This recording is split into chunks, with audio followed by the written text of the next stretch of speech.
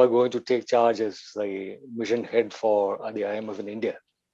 Will you physically come over soon, or will you delay your arrival till this pandemic is subsided? No, I'm very excited to go. We haven't set the date yet. The next date for us to travel to India would be in the context of what we call the Article 4 consultation, so our regular dialogue with the Indian authorities.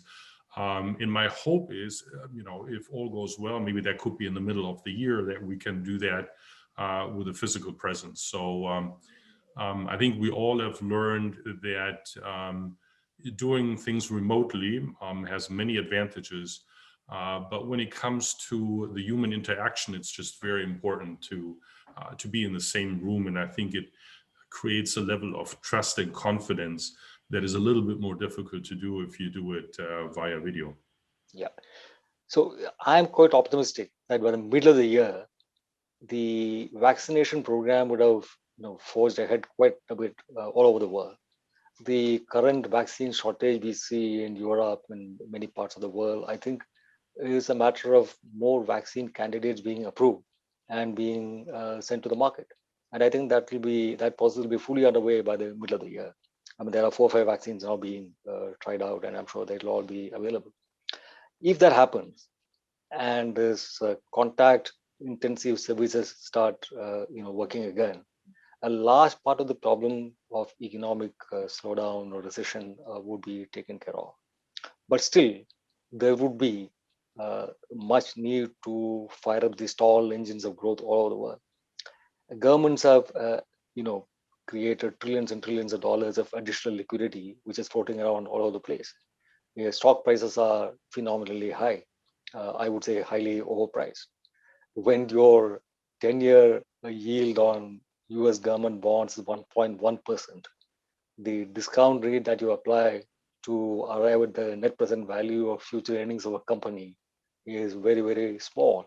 So it will seem to legitimize extraordinarily high valuations. So you have PE ratios in excess of 34, 35% all over the place. And this has to correct sooner or later. And when that corrects, you will have a huge problem in economies. Markets will go for a toss. People will be very upset about what happens to their savings. There will be panic. So firstly, when do we actually exit from this excess liquidity situation, excessive accommodation?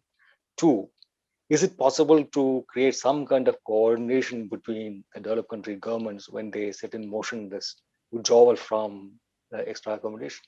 These are, I think, very important question.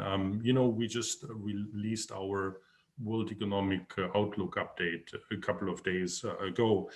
And if you look at that, while we have upgraded our growth forecasts for last year or projections, and also the one for next year, where we kind of project now growth of 5.5%.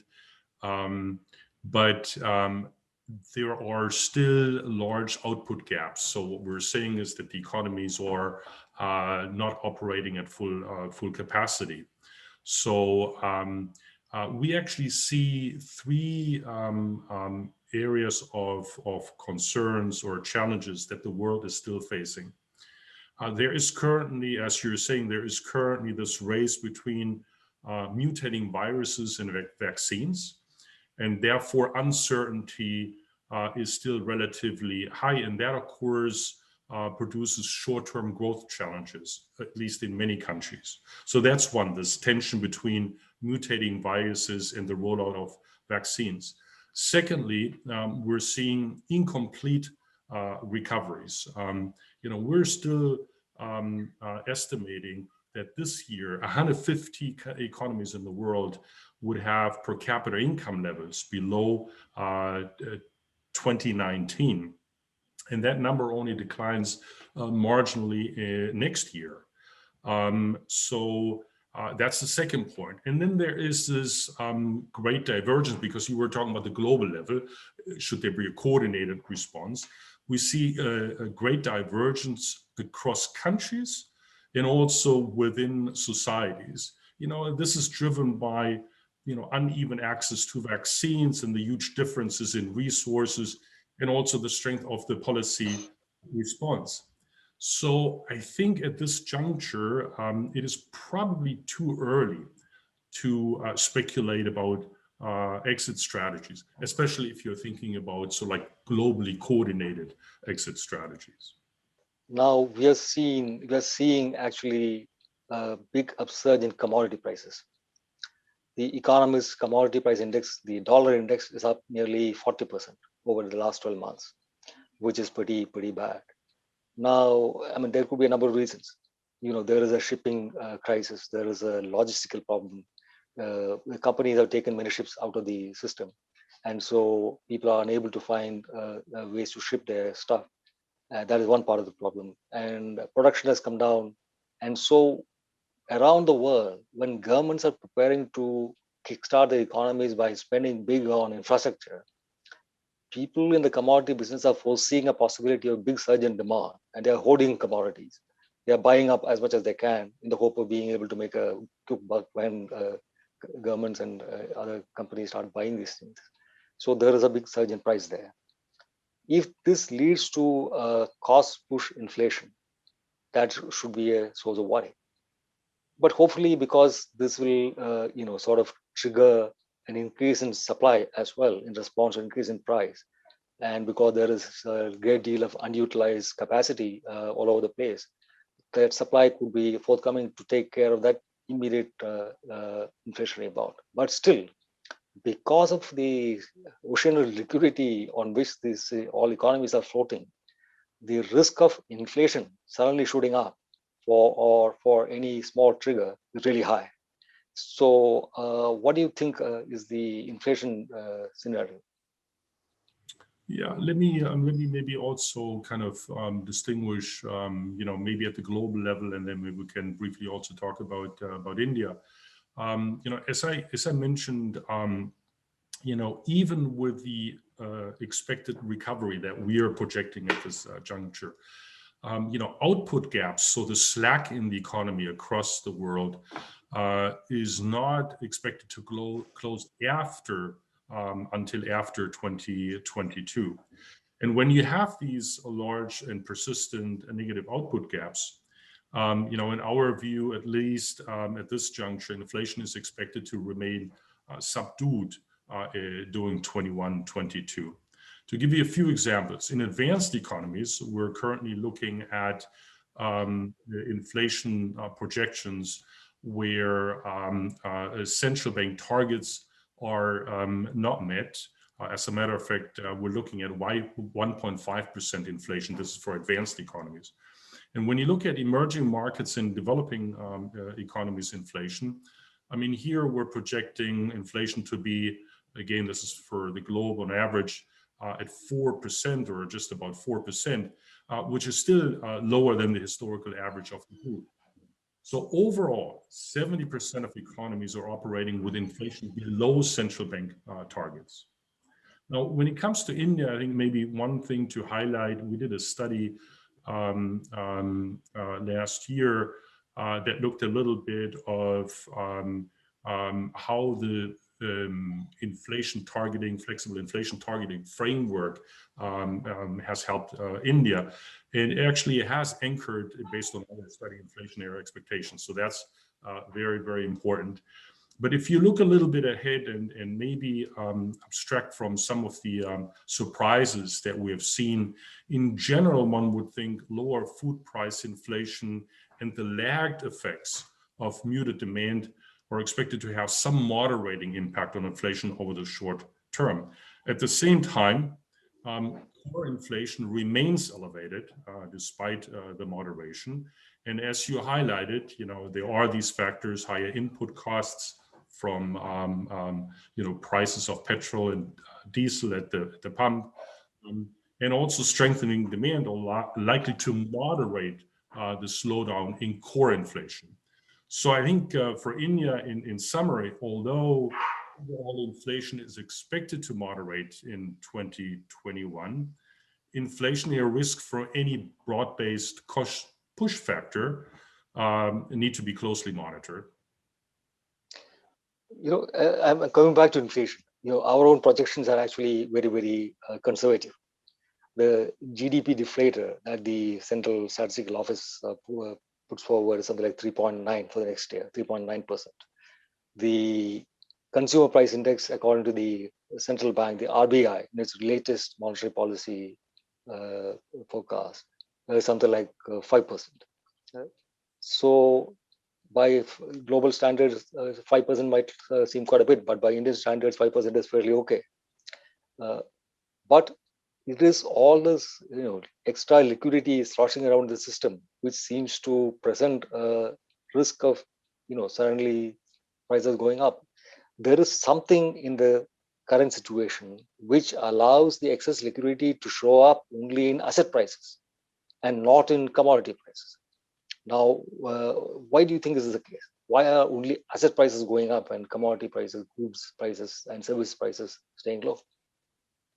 Yeah, I think again it has to do with the fact that we still have a lot of slack in the economy. Correct? We're still not at the level of output as we were before. And I think that's true in India and that's true globally, correct? So parts of the economy are not operating at full capacity, and that is part of the factor that moderates inflationary pressures. Now, India is budgeting for a big growth. We have a big plan to attract global capital in our what we call monetized assets, infrastructure assets. We plan to have our built-up airports, toll highways, anything that is worthy of, eliciting investor comfort. We are going to monetize them and ask people to buy the revenue streams coming from these assets so that the money so released can be redeployed into fresh investments. The idea being that fresh infrastructure investments are risky and external investors might not be very comfortable putting their money there, whereas something that is already built up, working and generating revenue, they'll be only too happy to buy into. And once they part with that capital, that can be used by the government to mitigate risk and start new projects. Now, this is one part of the scheme. We are trying to fix our broken credit mediation system. Banks are being recapitalized. The non-performing assets are being bought off their books and being transferred to a bad bank. So the banks will be freer to start lending. So all these things are in place. Now, but the fact is that for the last 6-7 years, the investment rate for India has been some 6 percentage points below where it routinely had reached in the first decade of the 21st century. It used to be some 33%, now it's below 27%. China, when it grew really fast, it had investment rates well in excess of 45%, and it would even cross for 50%. Now, I would imagine that if India were to really grow fast and generate the kind of jobs that its people need, we also will need to push up our investment rate in one place. But we are not a directed economy where the government can wave a wand and investment will take place. So, what are the kind of policies that India should follow to ensure that we have the kind of investment and the growth and the job creation that we need? I mean, I think, first of all, to start out, I think, the potential for India's economy to continue to grow at high and sustainable levels are very good. But as you highlight, the key is to eliminate some of the bottlenecks. And as a matter of fact, we presented a regional economic outlook in November 2019 in Delhi, where we kind of highlighted some of the issues that need to be addressed. And I think, forgetting about the COVID shock, all of these issues are still relevant. And I think you already highlighted a few of them. Critically important is the financial system, correct? Because in order to channel, scarce savings to the most productive part of the economy, you need a functional financial system. And so anything that strengthens, as you pointed out, recapitalization, for example, is critically important. But the flip side of this, and I think this is, of course, where the COVID shock maybe amplified the challenges, is the corporate sector. Some of the corporates have high debt levels, so these need to be sorted out, resolved. And for that, you need to continue on strengthening the frameworks to deal with bankruptcies, maybe out of court resolution, especially for small and medium enterprises. Because again, as long as companies are saddled with high levels of debt, they're not going to operate as efficiently as they could. And then the last point that you're making, there is, of course, a big role for government also to play, and through public infrastructure investment. I think the beauty about public infrastructure investment in the current context is it does two things. On the one hand, it can be another boost for the economy, sort of like this short-term cyclical part, but it ultimately then overcomes bottlenecks.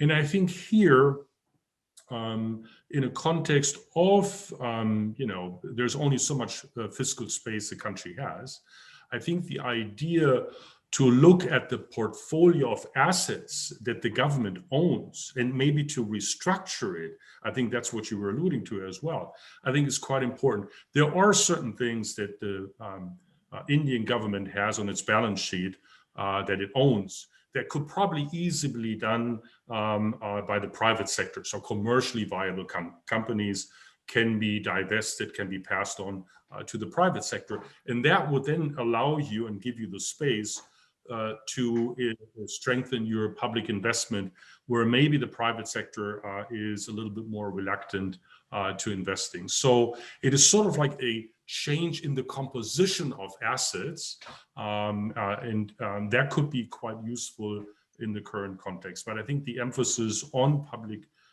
infrastructure investment is critically important to overcome the bottlenecks and then to facilitate the operation of the private sector. This is not just India's problem. I mean, India needs capital for its infrastructure. But if you look at the developed West, where the population of people who are going to retire and who need their pensions to be paid, who need their investments to generate adequate returns, they are unable to find assets which can yield predictable, reasonable, high rates of return. They just invest in government bonds; they'll get 1% or even less in the advanced countries. So they have to move to countries like India, which are still capable of growing, which are still capable of generating decent returns. Now, the problem is of actually trust. I mean, if you put this money here, what is the guarantee that you will get a return? What is the guarantee that corporate governance standards are sufficiently high to ensure that the money will actually be put to good use and rather than wasted? What are the standards of accounting and reporting so that what the numbers that you see are actually credible? Now, is there some way of actually putting all these pieces together? I'm sure there are things which can be done only at the level of the country, and international agencies cannot really help there. But there are certain other kind of things where global agencies can in fact help, and these are things that need to be, like, for example, fixing this tax leakage. Our fiscal problems are made worse by the fact that the tax collections as a proportion of GDP is nearly 16.5% of GDP, which is less than half the average for the OECD. So the leakage in taxes, I'm sure we'll do quite a bit on our own if we fix our GST and follow up the audit trails generated by this wonderful tax, and we'll be able to lay our hands on both direct as well as indirect taxes. But at the same time, this corporates being able to do very clever tax planning and shift their profits out of the jurisdictions where this profit is generated, that's a very major problem which can be tackled only at the global level. Now, OECD has some, base erosion and profit shifting kind of schemes. What is the IMF's own role in helping countries realize the taxes they are due? No, I mean, you raised a lot of important questions. Maybe the point on mobilizing revenues. I think maybe the good news for India is there is actually quite a bit of room to strengthen revenue mobilization by eliminating the loopholes and so on and so forth. So we did a study on this, and it demonstrated that there's a lot that can be done. You just mentioned GST. But that's good news, because it means that you can raise revenue collection without having to raise taxes. So I think that's very good. When it comes to credibility, I think that's critically important. And for any country, it starts with the government. So, one of the experiences that we have from other countries, the importance of having a medium-term budget framework. Again, that's the basis for everything, because everything is benched off of government yield curves and so on and so forth. So certainty about that and communication of what the strategy is, I think can be very helpful. And the last point you're making, this is an area where the IMF is actively promoting collaboration at the global level, and that is exactly to deal with the issue of tax evasion at the global level. And so this is where we're trying to create a fora and do the analytical work to demonstrate that this needs to be done at the global level and in a coordinated fashion. No, at the IMF, you deal with a variety of countries. I'm sure you would have worked with different kinds of countries. There are countries where credit is not something that is very appetizing. If you look at many Latin American countries, because of very levels of high inflation, there is a tendency to avoid credit because you never know what you'll end up with. But India is a country that has been accustomed to credit for centuries. I don't know if you've heard the story. We used to have this thing called a hundi. We don't have formal banks, but there were hundis. It is like if a high issue, it's like a bank note. If a merchant holds a hundi on another merchant, that hundi holder can go to that other merchant who will honor that hundi and take his money out for whatever is that hundi worth. So the tale is that a king was laying siege to a rival king's capital city when he ran out of money to pay his soldiers. But he had a hundi on a merchant inside that kingdom, inside that city, which was being laid siege to. And they wanted a cessation of hostilities to allow the merchant to honor that hundi. And the story is that the king allowed his merchant to honor that hundi so that he would pay the money for his enemy's soldier to continue with the attack. So this might be a purely apocryphal story, but the point is that you have a tradition of credit in this country that goes back to many, many centuries. Mm-hmm. And today we are in a situation where total bank credit to the commercial sector is only 50% of GDP, which I find ridiculous. There is no decent market economy anywhere in the world where bank credit is less than 100% of GDP. It is 120 to 200%, etc. in most countries. And how is it possible that India is growing as fast as it has been, with bank credit only servicing 50% of the GDP credit needs? So my strong feeling is that the pool of informal credit is so large, which is not really recognized in official accounting. The story that you tell about how much credit is going around, that the scope to formalize credit is far more than what we really accept or acknowledge. And that fintech is likely to play a huge role in allowing people who cannot access formal credit today to be assessed and their credit worthiness ascertained and to be made eligible for credit. So I think while a body like the IMF is not really bothered about individual credit and the systems of accessing individual credit histories, since they aggregate to a very large proportion of the total credit and the monetary system of a country, perhaps you should take a look at how fintech has a potential to transform the way banking systems work in emerging countries like India. No, again, I think your point is very well taken. And here, I think if you look across the world, you have India and other countries, it seems that some of the developing and emerging markets are almost ahead of some of the advanced economies in the use of fintech technology, and have been leapfrogging and mobilizing resources that way. I think your point is very well taken that um, in, the problem, I think, in developing countries in general is that information is costly, scarce, and when you are in the financial system, whether you're a banker or in capital markets, you need to have information about the quality of the project investment and the behavior of your consumers. Now, traditionally, banks have a comparative advantage, overcoming what we call asymmetric information. I think fintech here can play a critical role to do credit assessment in real time, and can really be a game changer. I think the key here is to ensure that as the industry continues to advance, that the regulation and frameworks are also strengthened at the same time, because you don't want to have any hiccups going down the road. So again, I think here India is an example, and we've seen that also. I think when it comes to technology, even in the context of the crisis, what is it that we have learned? And that is that actually governments can mobilize technology to get resources very efficiently to those who need it the most. So this is, I think, actually one of the lessons from the crisis, that there are significant benefits to rely on the technology, and that is probably where more could be done.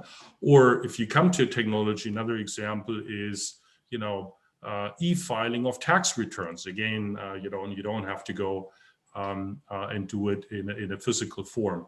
But yeah, coming back to the financial system, I think there's a lot of scope to bring the informal sector into something that is more formalized. Fintech can play an important role. It allows asymmetric information to be overcome. The key, of course, is, like with any financial innovation, you have to make sure that the regulation also keeps up, so that down the road there is no fraud, and that people suddenly lose confidence. And I think that's what you were talking about in the first place. Now, during the course of the pandemic, the IMF had put out a cautionary note on the potential of the pandemic to increase inequality significantly. Now, inequality is widening, especially of one particular kind. Those who have regular jobs which can be transacted from home, and those who actually need to be physically present at a work site to do the work. And the pandemic has sort of crippled one section, while the other has been virtually unaffected, practically. Now, this has created another layer of inequality.